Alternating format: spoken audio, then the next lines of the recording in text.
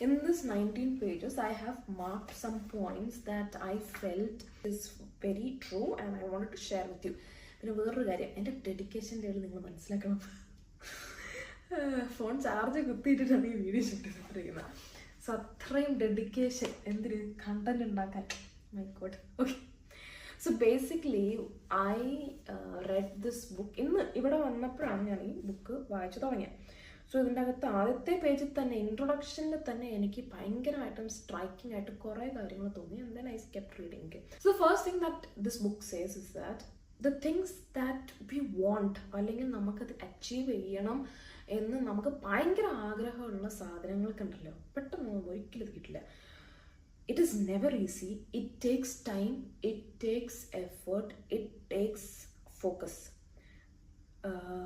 ഇത് ഇത്രയും നമ്മൾ കഷ്ടപ്പെടണം എന്നല്ല ഞാൻ പറയുക, സമയമെടുക്കും.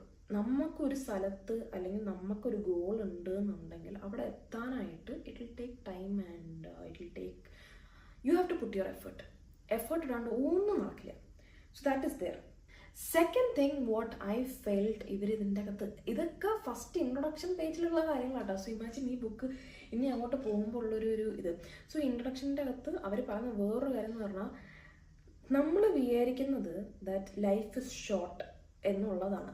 But when does life become short എന്നുള്ളതാണ്. Actually life is not short. We are wasting a lot of time.